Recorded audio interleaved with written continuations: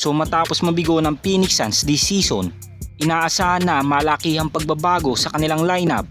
at posibleng tapusin na rin ng Phoenix Suns ang kanilang victory next season dahil halos wala nga napatunayan si Kevin Durant, Devin Booker at Bradley Beal sa kanilang team.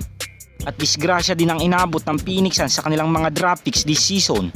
dahil lahat ka ng mga ito ay kanilang ipinamigay nang kunin nila sa trade si KD at Bradley Beal. Ganun pa man ngayong inaasahan na gustong lumipat ni Devin Booker sa team ng New York Knicks next season. Ayon naman sa naging report ng Clutch Points, expected na din na posibleng ma-waive na si Bradley Beal ng Phoenix Suns sa darating na season at madami na din ang mga teams ang nakaabang sa former All-Star at kabilang na nga ang Warriors sa makikipag-agawan kay Bradley Beal upang mabigyan si Steph na makakatulong next season. Well, kung ipupush ng Warriors na i-acquire ang former All-Star na si Bradley Beal, posibleng mas makatipid pa nga sila sa player na ito dahil kung i-waive nga ito ng Phoenix Suns, parang same senaryo nga lang sila ni Spencer Dinwiddie kung saan kinuha na lamang ito ng Lakers sa mababang halaga sa buyout market.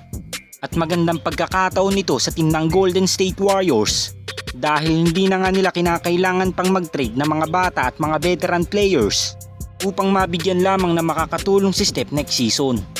Bagamat hindi lang Warriors ang nakabang kay Bradley Beal kung sakaling i-waive na ito ng Phoenix Suns, ito nga magiging matinding hamon sa general manager ng Warriors dahil kung hindi nga niya mabibigyan ng magandang offer ang former All-Star, may chance nga ang ibang team na makuha ito dahil kung tutuusin nga ay mataas-taas pa rin ang value ni Bradley Beal at ngayon lang talaga ito nag-struggle papasok ng playoffs dahil nasanay nga itong naglalaro nung na walang katulong sa team ng Washington Wizards at sinabayan pa nga yan ng kanyang injury sa playoffs.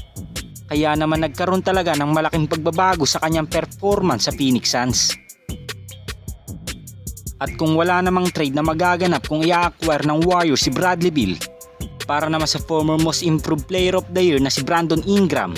kinakailangan mo nga ditong magbitaw ng ilang mga assets dahil ayon mismo sa naging report ng NBC Sports, di na nga desidido pa ang New Orleans Pelicans sa bigyan pa na contract extension si Brandon Ingram.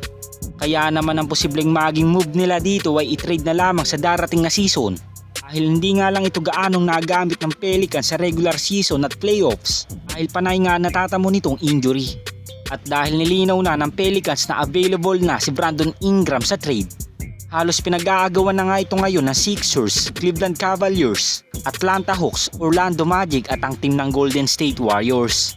So kung si Brandon Ingram ang pinaplano ng Warriors na itandem sa two-time MVP na si Stephen Curry,